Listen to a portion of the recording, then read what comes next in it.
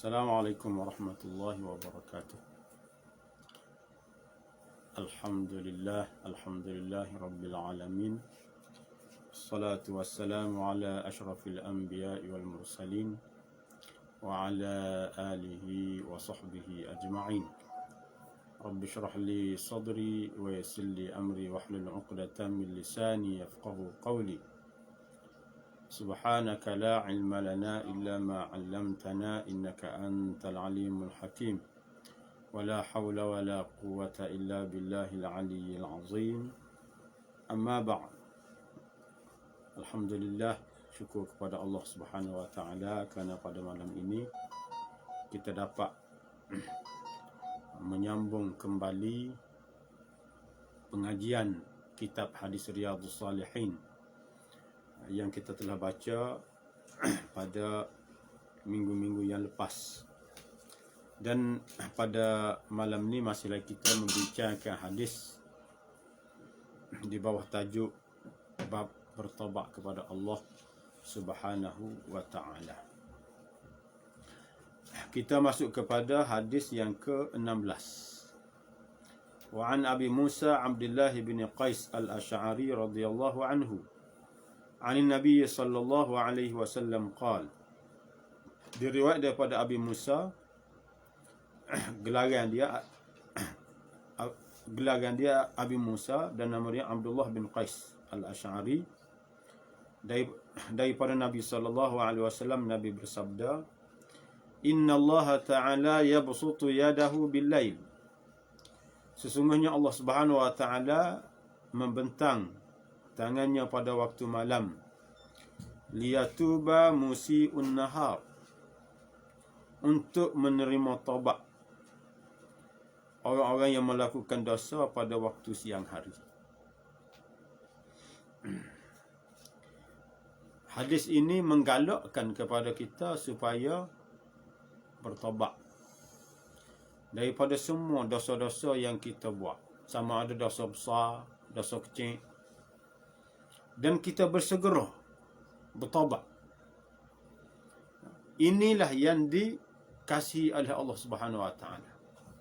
Ya, Allah Subhanahu wa taala sangat suka, sangat kasih kepada hamba-Nya apabila hamba-Nya kembali kepada Allah dengan bertaubat. Sepanjang masa Allah Subhanahu wa taala membuka pintu taubat. Waktu siang, waktu malam, semuanya kita boleh bertaubat pada setiap waktu. Yang sepatutnya kita bertaubat setelah kita melakukan dosa, iaitu bersegera bertaubat. Tetapi sekiranya kita melewatkan taubat, dosa yang kita lakukan pada waktu siang, kita bertaubat pada waktu malam, Allah Subhanahu wa taala tetap juga menerima taubat hamba-Nya. Bahkan hamba-Nya melakukan dosa bertahun-tahun, setelah itu baru dia bertaubat, juga Allah Subhanahu wa taala menerima taubat hamba-Nya.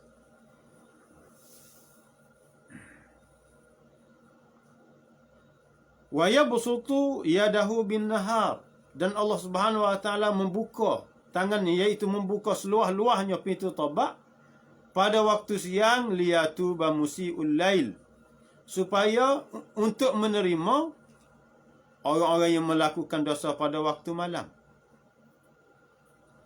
Dia melakukan dosa pada waktu malam, sepatut dia bertaubat juga pada waktu malam, tapi dia tidak bertaubat. Dia melewatkan sehingga waktu siang, baru dia bertaubat. Allah Subhanahu wa taala tetap menerima taubatnya. Hadis ini sebagai galakan,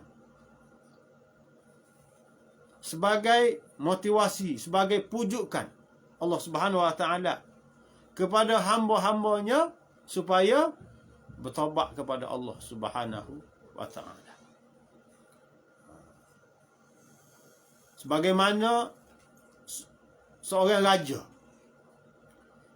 raja yang mana dia buka pintu istananya untuk memberi maaf, memberi pengampun kepada pesalah-pesalah Sudah tentu orang yang melakukan kesalahan akan bersegera menghadap raja untuk mendapat pengampunan. Ini bukan raja, Allah Subhanahu Wa Taala. Yang mana Allah Subhanahu Wa Taala sentiasa membuka. Setiap hari, setiap masa Allah Subhanahu Wa Taala membuka pintu taubat. Bahkan Allah Subhanahu Wa Taala mengajak hamba-hambanya supaya bertaubat. Ajak. Allah Subhanahu Wa Taala ajak hamba-hambanya supaya bertaubat kepada Allah Subhanahu Wa Taala. Ini menunjukkan Allah Subhanahu Wa Taala sangat sayang kepada hambanya. Allah tidak mahu hambanya masuk neraka. Allah nak supaya hambanya semua masuk syurga. Tetapi hambanya sendiri yang memilih untuk masuk neraka. Tidak mahu bertaubat kepada Allah Subhanahu Wa Taala daripada dosa. Sedangkan Allah Subhanahu Wa Taala telah menjelaskan dengan sebab dosa lah kamu masuk neraka. Sepatutnya kamu semasa hidup kamu hendaklah kamu bertaubat daripada semua jenis dosa-dosa yang kamu lakukan. Setelah kamu mati, kamu menemui Allah Subhanahu Wa Taala dalam keadaan kamu tidak menanggung dosa. Tidak menanggung dosa. Pintu taubat ini sentiasa dibuka setiap hari, setiap masa, hatta tatlu'a asy-syamsu min maghribiha, sehinggalah terbit matahari di sebelah barat. Ini pasti akan berlaku satu hari. Akan berlaku kerana telah dijelaskan oleh Nabi sallallahu alaihi wasallam. Satu hari matahari yang sentiasa terbit di sebelah timur, satu hari akan terbit di sebelah barat. Satu tanda Allah Subhanahu Wa Taala jadikan pintu taubat telah ditutup. Telah ditutup. Tidak diterima lagi taubat daripada mana-mana hamba yang sebelum ni dia tidak pernah. Dia belum masuk Islam. Ketika tu apabila matahari terbit di sebelah barat, orang Yahudi, orang Kristian, orang-orang kafir yang lain semua pakat berebut-rebut masuk Islam. Berlomba-lomba masuk Islam, tapi malangnya Allah Subhanahu Wa Taala tidak terima lagi taubat mereka. Begitu juga orang yang melakukan kesalahan dosa. Setiap masa dia melakukan dosa, dia tak pernah bertaubat pun. Tiba-tiba apabila dia tengok matahari terbit di sebelah barat, dia baru nak bertaubat. Ketika tu Allah Subhanahu Wa Taala tak terima lagi taubat dia. Adapun orang mukmin yang sentiasa menjadi kelaziman dia, kebiasaan dia sentiasa bertaubat, pada waktu tu pun Allah Subhanahu Wa Taala masih menerima taubatnya dengan sebab menjadi amalan mereka.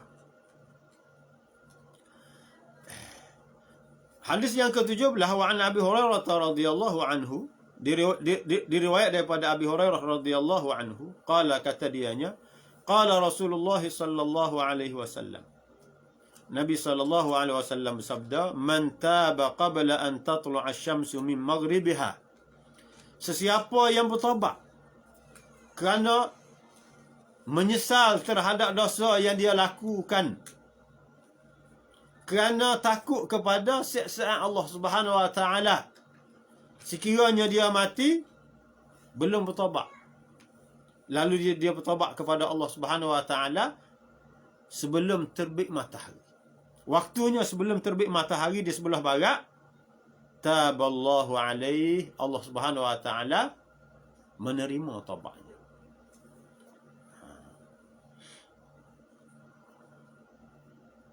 Allah Subhanahu Wa Taala terima taubat tu apabila cukup syarat. Cukup syarat-syarat taubat tadi. Dan juga dia yakin kepada Allah, Allah menerima taubat dia.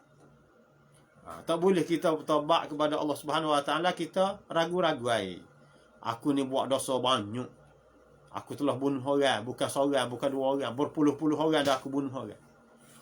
Kalau aku bertaubat, Tuhan terima tak taubat aku? Aku telah berzina dengan ramai wanita-wanita, dengan ramai lelaki-lelaki kerana aku ni pelacur. Kalau aku bertaubat, Tuhan terima tak taubat aku? Kita tidak boleh ragu. Sekiranya kita ragu, taubat kita, Allah Subhanahu Wa Taala tidak akan menerima taubat kita.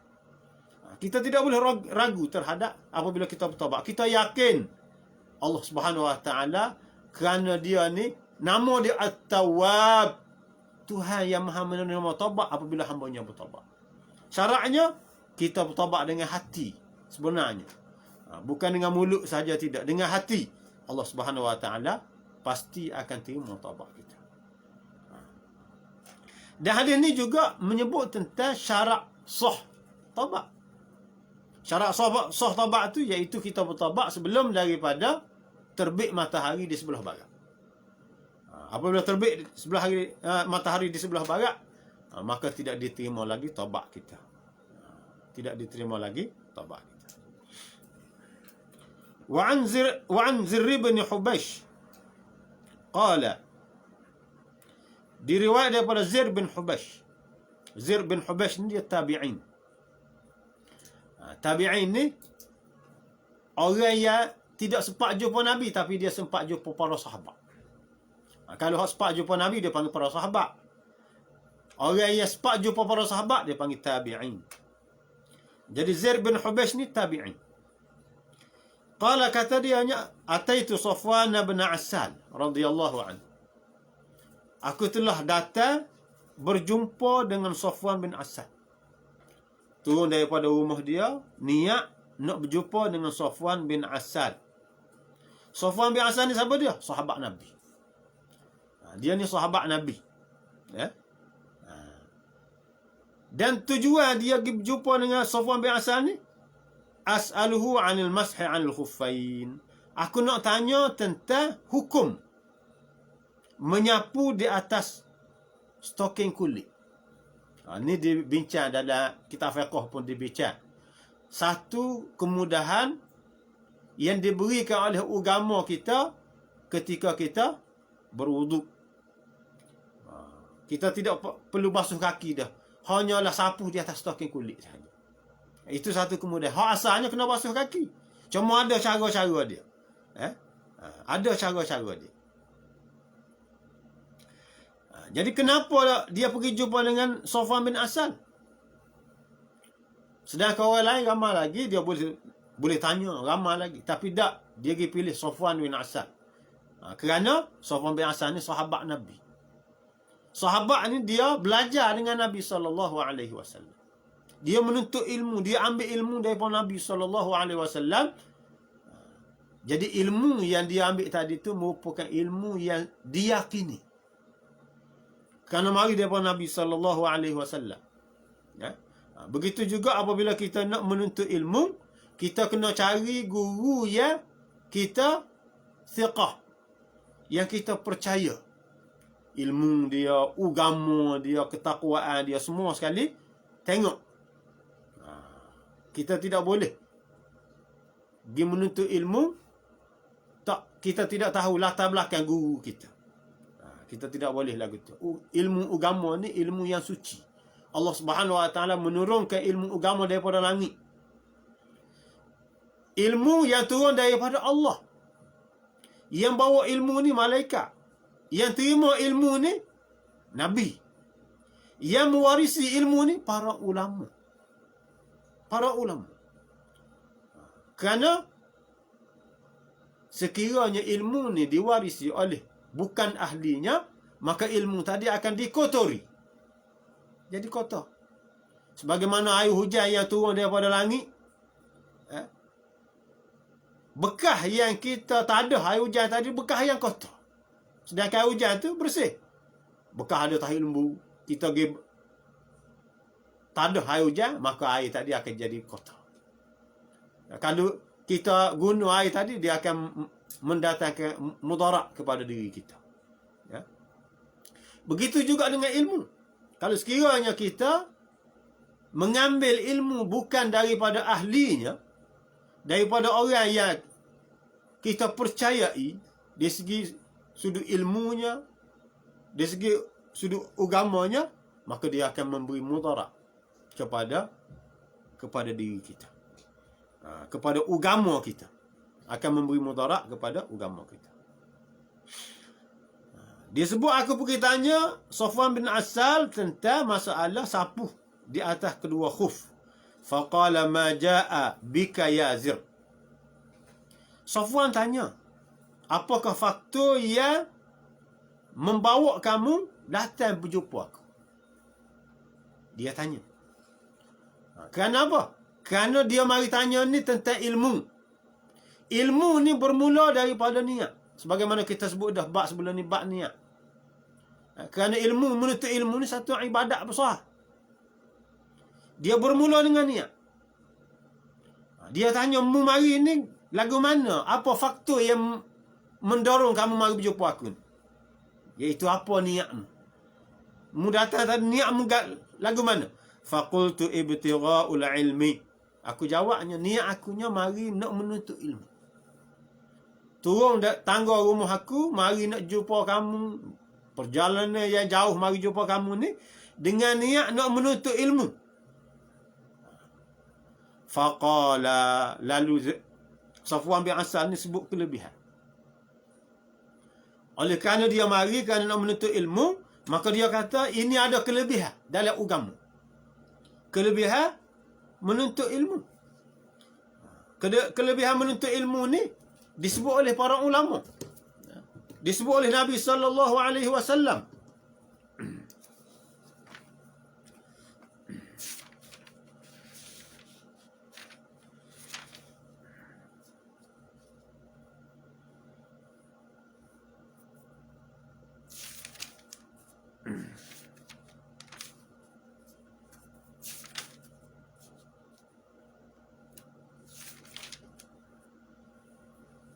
Disebut oleh Nabi sallallahu alaihi wasallam. Disebut oleh para ulama. Jadi antara hadis yang menjelaskan tentang kelebihan ilmu ni, disebut, Nabi sebut, innal malaikata tad'u ajnihataha li talibil ilm. Sesungguhnya para malaikat meletakkan sayapnya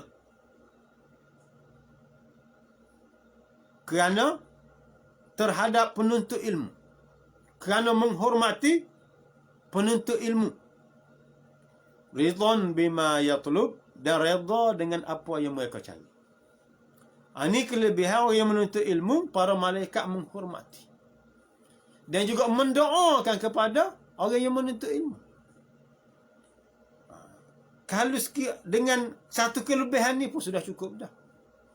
Kita menuntut ilmu, kelebihan dianya para malaikat menghormati kita. Sudah cukup dah. Tapi banyak lagi kelebihan-kelebihan yang lain tentang menuntut ilmu. Oleh kerana itu, kita ni kena sentiasa menuntut ilmu. Kena sentiasa menuntut ilmu. Sebab tu dalam Islamnya, tidak ada hak waktu, masa. Kita menuntut ilmu tidak ada hak waktu, masa. Yang ada hak waktu, masa tu, sistem saja kita belajar daripada sekolah rendah, sekolah menengah, masuk universiti, habis ijazah, habis master, habis PhD, habis setakat. Tapi menuntut ilmu dalam Islamnya bukan setakat. Sehingga kita mati menemui Allah Subhanahu Wa Taala, biarlah kita mati dalam keadaan kita sentiasa menuntut ilmu, supaya kita mendapat kelebihan menuntut ilmu. Para malaikat menghormati. Faqultu, lalu aku pun tanya, innahu qad hakka. Bahkan lagi ada dalam riwayat dalam Quran sendiri pun ada sebut juga tentang kelebihan menuntut ilmu yang lain. Ya. Dalam Quran sendirinya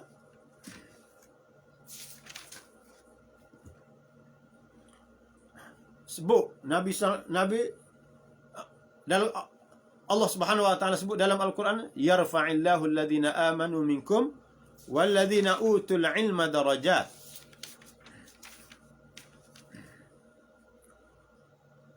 Allah Subhanahu Wa Taala mengangkat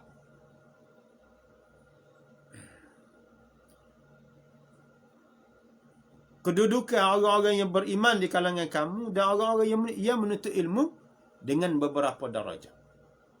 Ini kelebihan yang disebut dalam Al-Quran sendiri. orang yang menuntut ilmu ni akan diangkat kedudukan dia di sisi Allah Subhanahu wa taala. Tinggi kedudukan dia di sisi Allah Subhanahu wa taala. Kerana apa ilmu ni penting, besar kelebihan dia? Kerana apa? Kerana hidupnya agama. Hidupnya agama tadi dengan ilmu. Dan ilmu yang dimaksudkan di sini ialah ilmu agama. Yang ada kelebihan besar. Adapun ilmu, kita kata ilmu kehidupan, ilmu dunia ni, ada kelebihan juga. Bukan kata tak ada kelebihan langsung, ada kelebihan juga, tapi tidak sama kelebihannya dengan ilmu agama. Ya. Kerana dengan ilmu agama, hidupnya agama. Ilmu dunia ni untuk memudahkan kehidupan manusia. Perlu juga untuk memudahkan kehidupan. Tapi ilmu agama untuk hidupnya agama. Untuk menghidupkan agama. Sebab itulah apabila kita kembali tengok, kenapakah masyarakat jahiliah dulu jadi sesak barat? Sedangkan mereka ni termasuk dalam pengikut Nabi Ibrahim.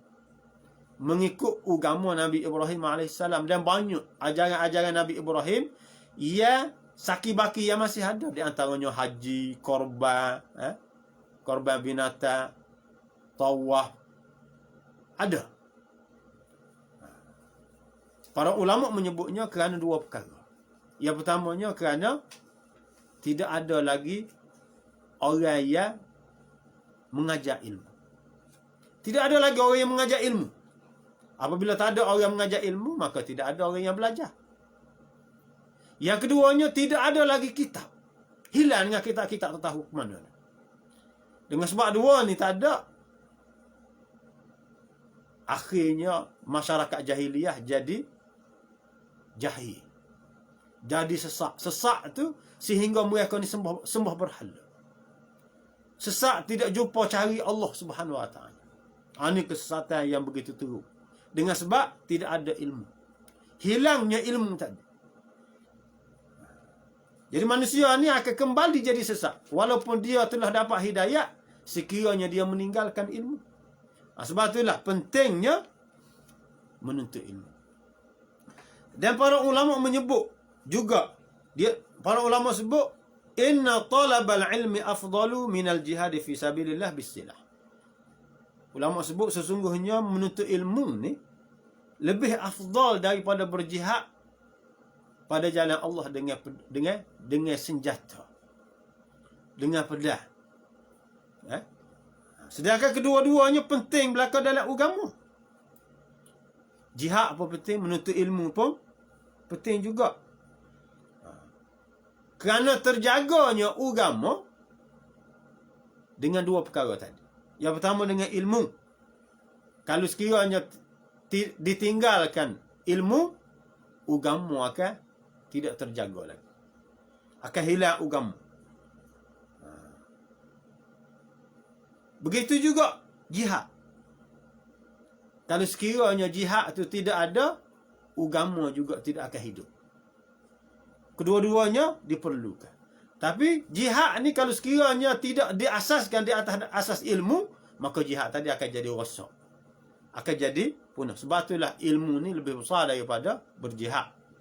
Kerana jihad itu tidak dikira jihad. Tidak diterima di sisi Allah Subhanahu wa taala kecuali diasaskan di atas asas ilmu.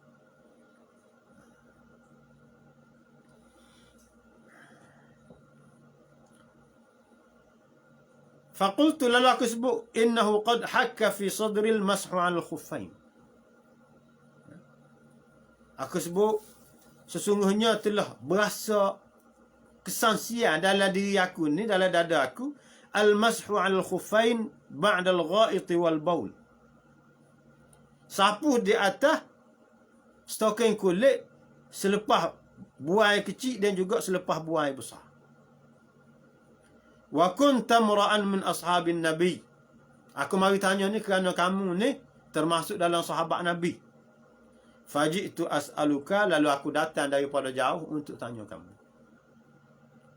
untuk tanya kamu. Hal sami'tahu yadhkuru fi dhalika syai'a? Adakah kamu pernah dengar Nabi pernah menyebut dalam masalah sapuh di atas stokeng kulit ni? Nabi pernah sebut ke tak? Qala na'am. Lalu Safwan bin Asal sebut, ya, aku pernah dengar. Kana ya'muruna idza kunna safaran aw musafirin.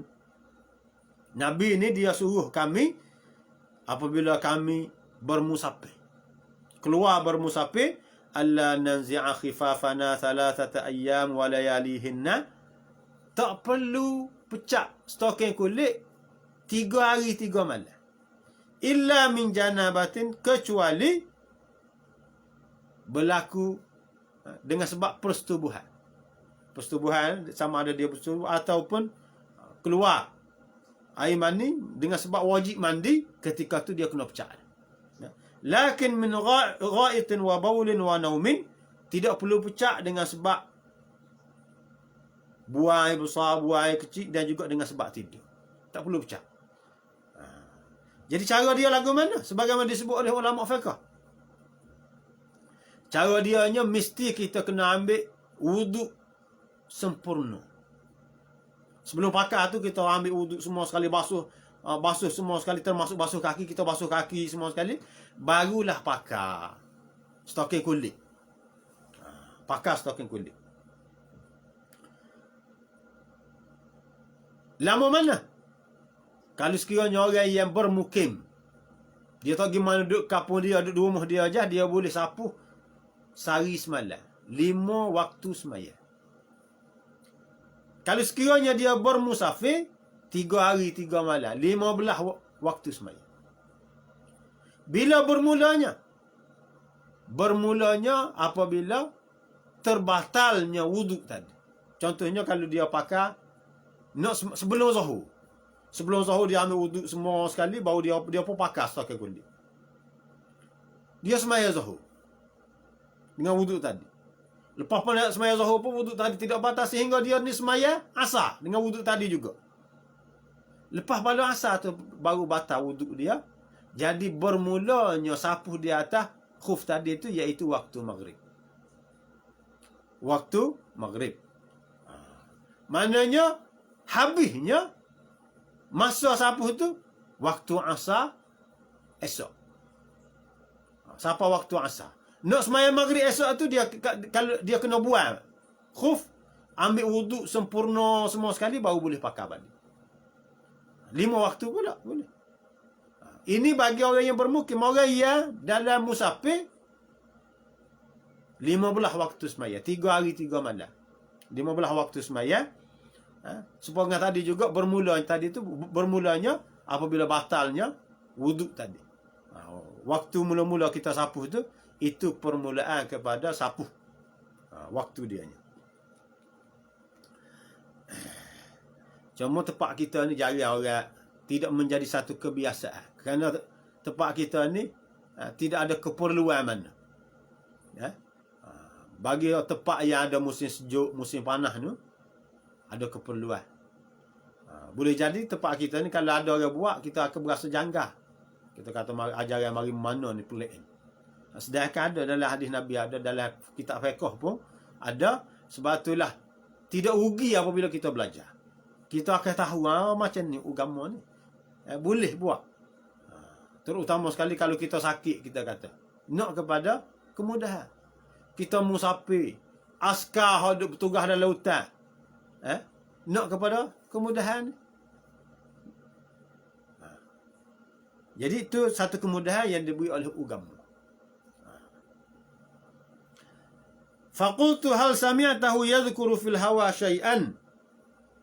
Dan aku tanya lagi, adakah kamu pernah dengar Nabi pernah sebut pada kelebihan kasih kepada seseorang? Kita berkawan, kita kata, kita kasih kepada kawan kita, kita kasih kepada tok guru kita, kasih ada kelebihan ke tak? Qala na'am. Dia kata ya, aku pernah dengar juga Nabi sebut, kunna ma'a Rasulillah sallallahu alaihi wasallam fi safarin. Dia kata kami pernah bersama dengan Nabi SAW dalam satu musafir. Fabaina nahnu indahu. Ketika mana kami bersama dengan Nabi, idnadahu a'rabiyun. Tiba-tiba mari muncul seorang badui. Laung suara, derah. Bisautin lahu jahwari. Dengan suara yang derah. Ya Muhammad. Ya, ada tanya, wahai Muhammad. Fa'ajabahu Rasulullah sallallahu alaihi wasallam nahwan min sauti. Nabi pun sahut pertanyaan dia tadi. Ha'um. Nabi sebut, mari. Faqultu lahu, aku pun tegur dia. Aku tegur dia kerana perbuatan dia tadi itu dari segi agamanya salah. Dari segi agamanya salah. Kerana dia telah meninggikan suara dengan Nabi. Kita umat ni dengan Nabi mesti kena ada adab. Di antara adabnya tidak boleh mengangkat suara. Tidak boleh mengangkat suara ni ketika Nabi hidup dan ketika Nabi mati. Nabi hidup, masa bercakap dengan Nabi, terus tak boleh angkat suara. Masa Nabi mati, apabila dibaca hadis-hadis Nabi, maka kita tidak boleh kita bercakap. Orang duk baca hadis Nabi, kita duk buah, kita duk bercakap. Itu tidak ada adab dengan Rasulullah sallallahu alaihi wasallam. Adab dengan Nabi ni Allah Subhanahu wa taala ajar dalam Quran. Ya ayyuhalladzina amanu la tarfa'u aswatakum fawqa sautin nabi wa la tajharu lahu bil qaul ka jahri ba'dikum ba'dha. Wahai orang-orang yang beriman, jangan kamu angkat suara depan Nabi seperti kamu bercakap sama-sama kamu. Nabi ni bukan saing kamu saja. Kamu kena tok guru. Dia tu Nabi, maka kamu kena beradab. Jangan angkat suara. Kalau mu angkat suara juga, antahbata amalukum, akan gugurlah segala amalan kamu. Kerana ada sebahagian para sahabat ni, dia jenis suara derah. Kecik dengan orang apa suara derah. Wah, suara derah. Pergi kecik dengan Nabi pun suara derah juga. Tu ayat ni. Tegur, jangan. Kena kontrol. Ada sebahagian sahabat menangis apabila turun suara ni kerana takut salah tadi itu yang menyebabkan Allah Subhanahu wa taala malu. Jadi ni Nabi ajar, Allah Subhanahu wa taala ajar kita mesti beradab dengan Rasulullah sallallahu alaihi wasallam. Tapi orang Badui ni payah. Pasal dia orang tak mengaji. Walaupun raya adab pun dia jawab faqultu lahu wayhak ughdud min sautik. Kata Safwan bin Asal, aku tegur dia. Tak boleh kecek lagu tu. Kena perendah suara sikit. Aku tegur dia. Tak boleh lagu tu, kena perendah suara sikit. Fa innaka 'indan nabi. Kamu kecek ni bukan dengan orang lain, dengan Nabi ni. Tak serupa dengan kamu bercakap dengan orang lain. Kamu kena penuh beradab dengan Rasulullah sallallahu alaihi wasallam. Kena beradab.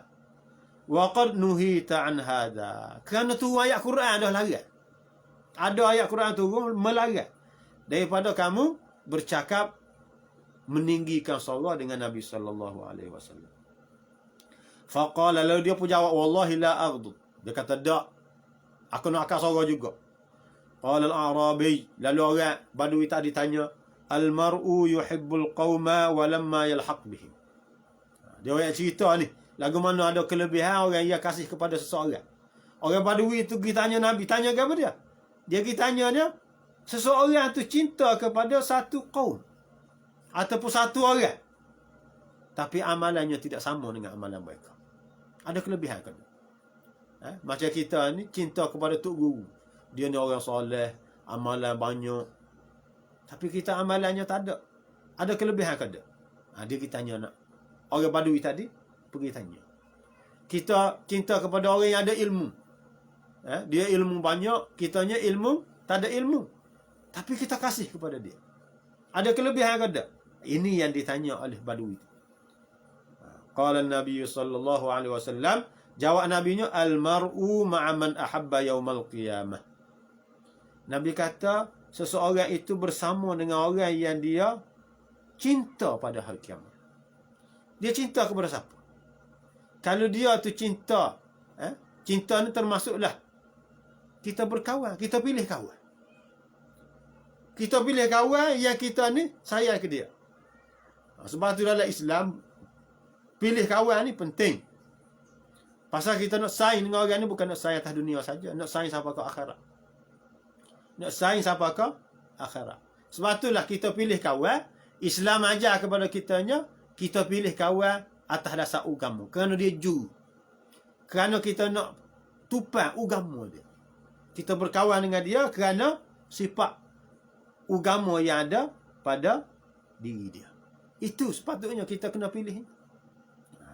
Apabila kita berkawan. Kerana apa? Kerana pada hari akhirat kita akan bersama juga. Kita akan bersama. Begitu juga kita kena kasih kepada para ulama. Pasal kita nak tupai dia. Biar kita boleh duduk sekali dengan dia pada hari akhirat kelak. Kasih para ulama ni bukan sekadar kita sebut dengan mulut saja. Ataupun kita ajak dia pergi semaya ajak di rumah kita, kau pergi makan, kau pergi bukan lagu tu saja. Kasih kepada ulama ni, kita hadir di dalam majlis ilmu dia. Apabila dia mengajar, kita mari dengar. Kita belajar dengan dia, kita ambil ilmu dengan dia. Maka itu termasuk dalam kasih kepada para ulama. Begitu juga kita melantik dia jadi pemimpin kita. Kerana ulama ni sebagai pemimpin. Jadi kita kena melantik ulama sebagai pemimpin.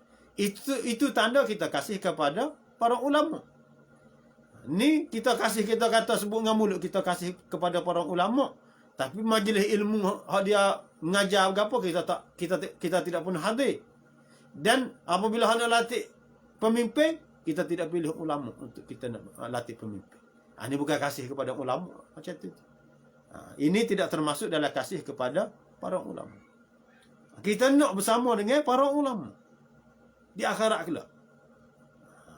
Jadi kalau kita kasih kepada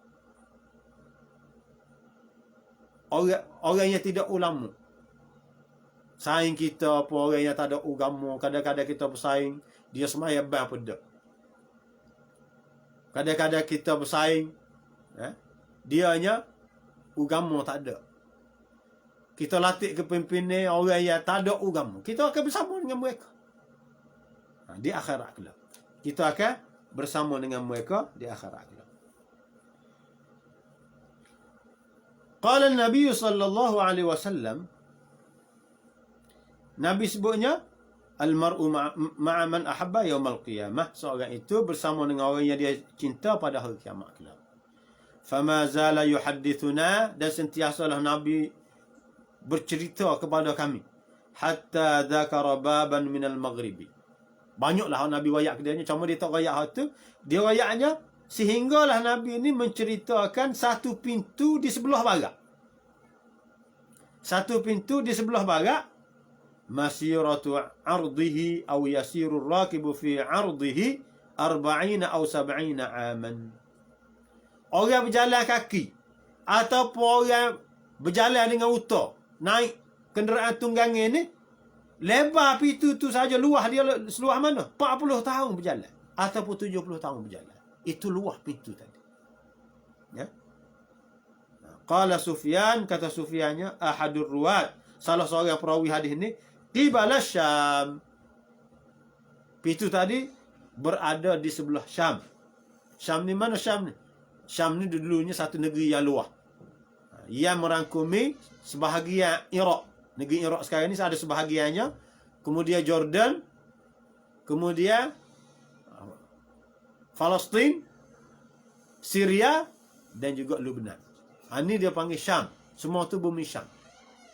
Bumi Syam ni disebut banyak dalam hadis Nabi SAW kelebihan. Sebagaimana disebut kelebihan bumi Mekah dan juga bumi Madinah. Bumi Syam juga disebut kelebihan-kelebihan banyak. Kerana bumi penuh dengan keberkatan, bumi para nabi. Bumi Syam, bumi para nabi penuh dengan keberkatan. Kita pun boleh tengok sekarang ni di Syria, di sebelah ni ramai ulama-ulama daripada dulu siapa ke sekarang munculnya ulama-ulama besar di bumi ni. Jadi Allah Subhanahu Wa Taala Nabi sebut satu pintu. Pintu apa ni? Pintu taubat. Pintu ni iaitu pintu taubat. Luas pintu taubat ni 40 tahun berjalan ataupun 70 tahun berjalan. Luahnya pintu ni. Duduk di sebelah Syam, khalaqahu Allah Ta'ala. Allah menjadikannya yauma khalaqas samawati wal ard. Pada hari Allah menjadikan langit dan bumi. Maftuhan lit taubati, terbuka luas untuk orang yang nak bertaubat. La yughlaqu, tidak pernah ditutup, hatta tatlu'a syamsu minhu, sehinggalah terbitnya matahari di sebelah barat. Para ulama sebut pintu lagu mana? Ada para ulama kata memang pintu sungguh. Dan ada sebutnya pintu itu sebagai majaz, sebagai kata pinjam. Dia sebutnya Allah Subhanahu Wa Taala ni sentiasa membuka ruang seluas-luasnya kepada hamba dia untuk bertaubat. Dan hamba yang nak bertaubat ni, dosa dia buat besar setara mana pun akan boleh masuk muat hakuk pintu tu. Luas mana dosa pun kalau dia bertaubat, kerana pintu taubat ni terlalu luas. Dosa kita besar setara mana pun boleh masuk hakuk pintu tu.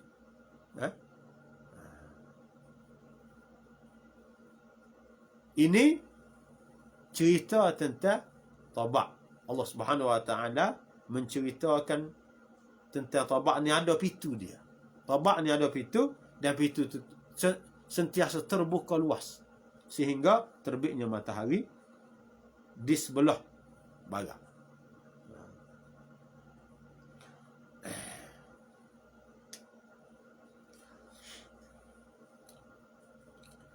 Dan hadis yang ke-20-nya wa an Sa'd bin Malik bin Sinan Al-Khudri. Diriwayat daripada Abi Sa'id, nama dianya Sa'd bin Malik bin Sinan Al-Khudri radhiyallahu anhu, anna Nabiyullah sallallahu alaihi wasallam qala, bahwasanya Nabi sallallahu alaihi wasallam bersabda, kana fi man kana qablakum. Ni juga cerita orang yang sebelum daripada Nabi, umat yang terdahulu. Umat yang terdahulu. Kita sebut dah dari segi kaedahnya, cerita syariat umat yang terdahulu ni terbahagi tiga. Kalau sekiranya bertepatan sama dengan syariat kita, maka kita boleh terima. Sepakat ulama kita boleh terima. Yang keduanya syariat yang memang bercanggah dengan syariat kita. Hak tu tidak boleh diterima. Satu laginya bertepatan pada, bercanggah pada. Tak ada yang menunjukkan. Hak ni yang menjadi khilaf di kalangan ulama, dan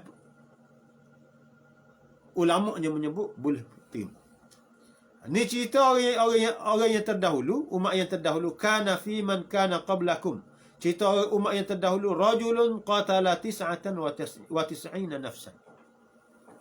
Satu orang yang telah membunuh 99 orang. Bukan seorang, 99 orang dia bunuh. Dosa bunuh, dosa besar dah. Tapi bukan, kalau kita bunuh seorang, apa besar dah dosa tu. Apatah lagi orang ni bunuh 99 orang. Besar. Fasa'ala an a'lami ahli al-ardi. Lalu setelah dia bunuh orang 99 orang, lalu mari berasa menyesal. Mari menyesal, kalau aku mati dalam keadaan aku tak bertaubat ni, masuk neraka. Masuk neraka lah aku. Sudah tentu dosa aku ni, sebelum aku mati ni ada peluang untuk aku bertaubat. Cuma cara nak bertaubat lagu mana? Lalu dia pun tanya orang. Ada orang yang paling alim di atas muka bumi ni. Aku nak pergi tanya dia. Fadulla ala rahibin. Lalu orang pun tunjuk kepada dia seorang Tok Lebah. Abid ni orang ahli ibadat. Tok Lebah lah kalau kita katakan. Bukan ada ilmu, tapi dia ahli ibadat. Banyak beribadat.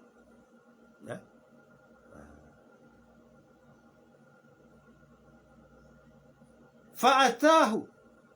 Lalu dia pun pergi. Apabila orang kata ada, dia kata Tok Lebah dekat pun tu ada.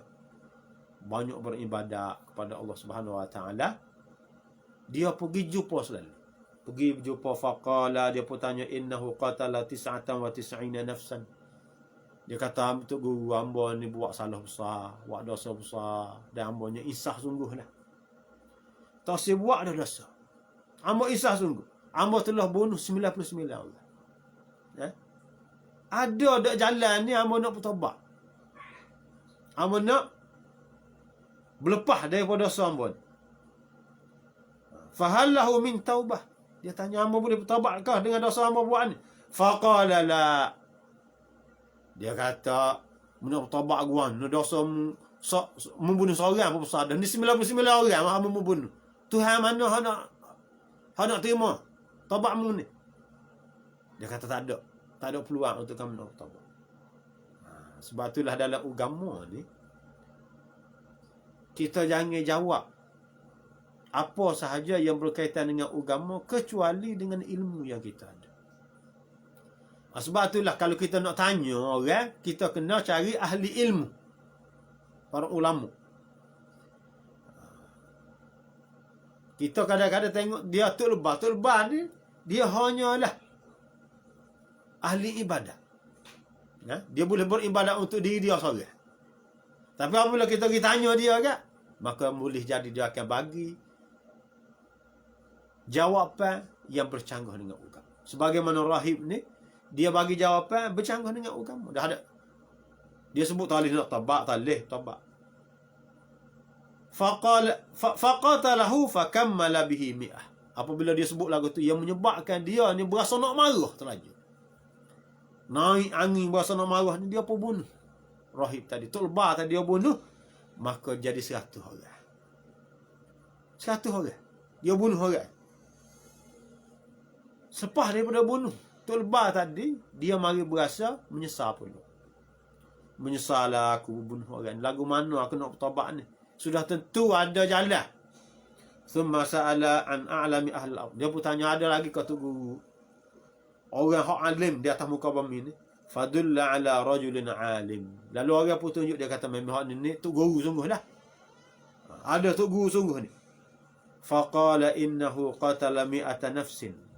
Dia pergi jumpa Tok Guru. Pergi jumpa Tok Guru, dia wayak ke Tok Guru tu, dia kata hamba ni buat dosa besar, bunuh orang 100 orang dah. Dan hambanya memang menyesal sungguh. Tak say dah buat dosa ni. Hamba takut ke Tuhan. Kalau hamba mati tak masuk neraka. Hamba nak bertaubat sungguh. Ada peluang dah hamba nak bertaubat ni. Fahallahu min taubah. Ada peluang bertaubat ke hamba ni? Faqala na'am. Tu kata apa tak boleh. Mu nak bertaubat asalkan mari penyesalan dalam diri kamu. Mu nak bertaubat. Sekarang ni mu nak bertaubat sungguh. Boleh. Allah Subhanahu Wa Taala sentiasa buka pintu taubat. Tuhan panggil semua kamu supaya bertaubat. Cuma kamu dengar kedak je. Wa man yahulu bainahu wa bainat taubah. Dia kata siapa dia lagi hak yang boleh halal kamu nak bertaubat. Tak ada orang yang kamu boleh, tak ada orang yang boleh halal kamu daripada kamu nak bertaubat. Apabila kamu nak bertaubat, tak ada orang yang boleh halal. Cumanya cara dia ni ada cara. Dia kata intaliq ila ardi kaza wa kaza. Oleh kerana kamu ni buat maksiat besar, dan maksiat ni ada kaitan dengan situasi setempat. Saya-sayamu tu jenis bunuh orang saja. Orang kampungmu tu jenis tak ada agama. Bahasa balas sikit, kata orang bunuh orang selalu. Dia kata kamu tinggal, mu kena tinggal situasi. Kalau kita tak, mu kena hidup pondok lah. Tak boleh duduk dalam situasi masyarakat yang bergelombang dengan dosa. Tidak boleh. Fa inna biha unasan ya'buduna Allah Ta'ala. Dia kata mu tinggallah kampungmu ni dan mu pergi duduk tempat lain. Dia ayat satu tempat tu, penduduk tempat tu orang yang kuat beribadat kepada Allah. Kalau kita tak pergi duduk pondok lah, ambil suasana baru. Ambil suasana baru. Fa'budillah ma'ahum. Dia kata kamu pergilah beribadat bersama dengan mereka. Pergi ngaji, pergi duduk beramal sekali dengan mereka. Tuhan terima taubat. Mu sekarang ni kena buka buku baru, kehidupan baru. Kena tinggal ada kehidupan lama. Untuk kamu nak bagi balik kehidupan kamu ni, mu kena tinggal masyarakat kamu kena duduk di masyarakat baru. Masyarakat yang sentiasa beribadat kepada Allah. Wala tarji' ila ardika. Mu bawalah balik kampung. Mu tinggal terus, hijrah, tinggal kampung mu. Fa innaha ardusu. Kerana kampung mu ni orang jahat. Orang kampung mu ni orang jahat, tak ada agama. Kalau mu taubat, mu pergi duduk tempat molek dah, mu balik pula, mu akan terpengaruh dengan dosa, dengan orang kampung mu. Ni kadang-kadang orang hak mengisak dadah kita kata. Dia bertaubat dah, tak sih dah kerana dia mengisak dadah. Maka dia kena tinggal kawan-kawan dia. Tak boleh lagi dia ni berhubung dengan kawan dia. Tinggal. Kena duduk dengan orang lain. Begitu juga orang minum arak. Begitu juga ahli maksiat ni dia kena tinggal. Ahli maksiat. Kita tidak boleh bersama dengan ahli maksiat lagi apabila kita bertaubat. Kerana dia mendorong kita kepada maksiat balik. Fantalaqa hatta idza nasafa at-tariq. Lalu dia apa? Pergi.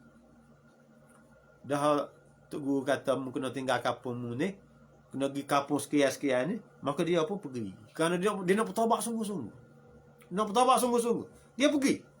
Sehingga sampai di pertengahan jalan. Sampai di pertengahan jalan, atahul mautu. Mati situ. Tak ada sampai tempat yang dia nak pergi tadi, mati situ. Fakhtasamat fihi malaikatur rahmati wa malaikatul azab.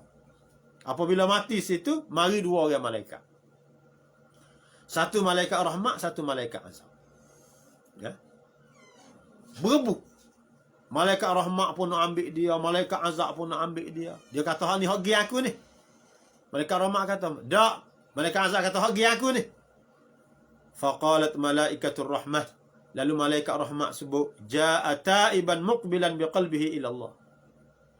Dia kata orang ni hak gi aku, pasal dia ni memang dia mari ni dia nak bertaubat kepada Allah dengan hati dia, dengan penuh penyesalan. Dia nak bertaubat sungguh-sungguh, dia nak tinggal dah kampung dia. Dia tinggal dah kampung dia. Cuma tak ada siapa aja. Hal ni hak gi malaikat rahmat. Wa qalat malaikatul azab. Lalu malaikat azab pun sebut pula, "Innahu lam ya'mal khairan qat." Malaikat azab kata, betul dia nak bertaubat tapi dia tak pernah lakukan kebaikan. Sekali rabut. Tak semaya, tak ada semaya lagi ni. Tak ada kebaikan apa pun. Semaya ban pun tak lagi semua sekali. Tak ada apa. Fa'atahum malakun fi surati adami. Apabila berebut ni, balah ni, berebut, lalu Tuhan hantar seorang malaikat lain yang menjelma seorang manusia. Faja'aluhu bainahum hakaman. Lalu Tuhan jadikan orang malaikat hak ketiga ni sebagai pengadil. Dia ni pengadil di antara dua tadi. Faqala qisu ma bainal ardaini ila ayyatihima kana adna fa huwa lah. Apabila dia ni sebagai pengadil, dia kata ginilah. Kita nak pelesar masalah ni hari ni. Cara dianya ukur. Ukur daripada kampung tempat dia mari tadi sampai sini. Dengan sini tempat dia nak pergi tu, mana yang lebih dekat? Mana yang lebih dekat? Ukur. Faqasu. Lalu malaikat pun masing-masing ukur. Fawajaduhu adna ilal ardi allati arada. Apabila ukur-ukur, mereka dapati jarak yang dia tempat dia nak pergi itu lebih dekat. Lebih dekat dengan jarak yang tempat dia nak tuju. Faqabadathu malaikatur rahmah. Lalu diambil oleh malaikat rahmat.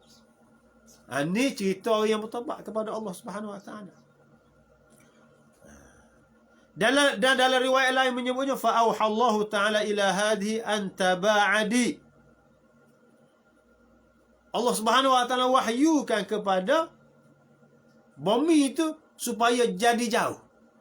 Tempat dia nak pergi tu.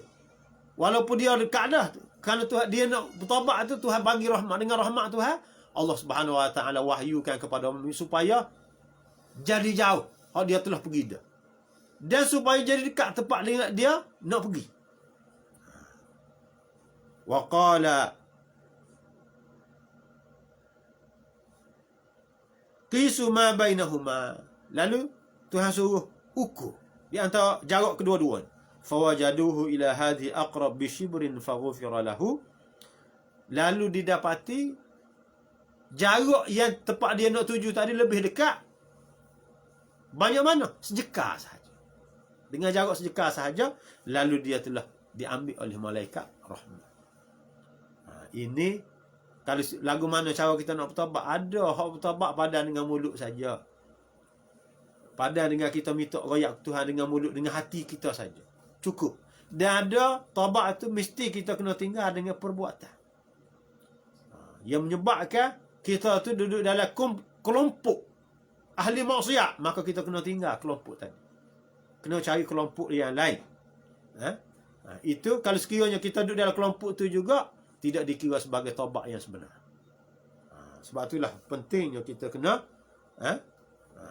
kena tahu lagu mana cara kita nak bertaubat supaya Allah Subhanahu Wa Taala terima taubat kita. Terima taubat kita. Jadi taubat ni kita jangan pandai remeh. Kadang-kadang setengah orang dia pandai remeh. Dengan taubat tadi dia pandai remeh. Tak boleh kita nak pandai remeh. Kita kena belajar lagu mana cara kita nak bertaubat supaya kita tidak kembali melakukan dosa. Tidak kembali melakukan dosa. Nabi SAW ajar kepada kita cara taubat yang sebenar, cara taubat yang sepatutnya. Kita kena bertaubat. Ni cerita orang yang terdahulu yang mana mereka telah melakukan dosa yang begitu besar, iaitu bunuh orang 99 orang, dan dia cukup 100 orang bunuh orang. Jadi kalau kita bunuh lebih daripada tu lagi, Tuhan terima. Nak sebutnya ramai mana kita bunuh orang pun, kalau sekiranya kita ni bertaubat kepada Allah Subhanahu Wa Taala, Tuhan terima. Tuhan terima taubat kita. Kalau kita syirik kepada Allah, Tuhan terima. Kita kena yakin, jangan berputus asa. Sebab tu Tuhan sebut wala tai'asu min rauhillah. Jangan kamu berputus asa daripada rahmat Allah. Kamu berasa kalau kamu bertaubat, Tuhan tak terima dah taubat kamu. Dan kamu berasa kamu ni tak layak dah untuk nak masuk syurga Allah Subhanahu Wa Taala. Kamu rasa kamu ni tidak layak untuk boleh masuk dekat dengan Allah Subhanahu Wa Taala. Itu dia panggil orang yang putus asa daripada rahmat Allah Subhanahu Wa Taala. Jadi kita jangan termasuk di kalangan orang yang berputus asa. Kita kena ada, nak bertaubat ni kena ada raja dan juga kena ada khauf. Kedua-duanya. Raja, harapan. Apabila kita bertaubat, harapan kita taubat kita diterima oleh Allah Subhanahu Wa Taala. Harapan kita boleh masuk syurga Allah Subhanahu Wa Taala. Harapan kita segala amalan kita diterima oleh Allah Subhanahu Wa Taala. Dan kita takut. Ada juga perasaan takut taubat kita tidak diterima. Berasa juga takut kepada neraka. Takut kepada kemurkaan Allah Subhanahu Wa Taala. Kerana perasaan takut tadi yang boleh melahirkan sifat penyesalan dalam diri. Kalau kita tu tak ada rasa takut, maka boleh jadi tidak akan lahir sifat penyesalan di dalam diri kita. Jadi oleh kerana itu penting kepada kita